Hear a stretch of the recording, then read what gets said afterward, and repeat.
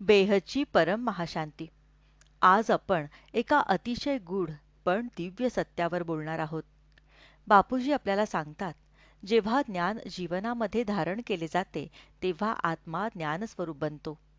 फक्त ऐकणं किंवा समजणं नव्हे, तर त्या ज्ञानात जगणं, त्यात राहणं, यालाच ज्ञानस्वरूप बनणे असे म्हणतात. जेव्हा आत्मा ज्ञानस्वरूप बनतो, तेव्हा त्याच्या आतून प्रकाश फुलतो. चारही बाजूला प्रकाशाचा सागर बनतो. तुम्हीही प्रकाश आणि तुमच्या भोवतीही प्रकाशाचे विश्व. हेच ते अवस्थेचं रूप, जिथे पाचही तत्व परमतत्वामध्ये परावर्तित होतात. हीच अनुभूती पुढे 108 आत्म्यांच्या मायेमध्ये एकत्रित होते.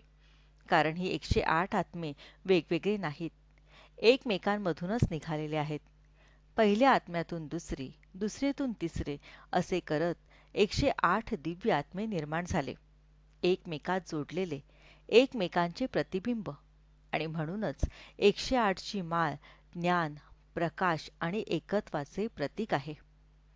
बापूजी सांगतात की 198 कोटी वर्षांपूर्वी ब्रह्माच्या दुसऱ्या परार्धाच्या प्रारंभी छोटूराम बापूजींनी 108 निराकारी रूपे सर्जित केली.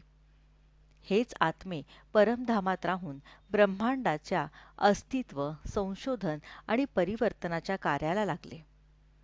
नंतर जेव्हा पृथ्वीवरील ऑब्झर्वेशनचा त्यांचा काळ संपला, तेव्हा 108 आत्मे 15 लाख वर्षांपूर्वी धरतीपासून 500 किलोमीटर उंच असलेल्या एका दिव्य गोळ्यामध्ये स्थिर झाले.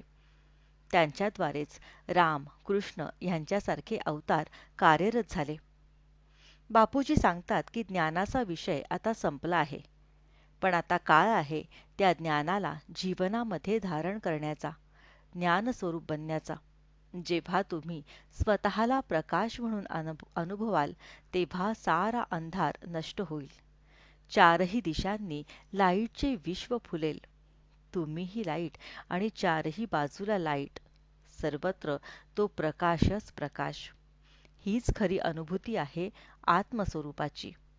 हीच खरी अनुभूती आहे परम शांतीची.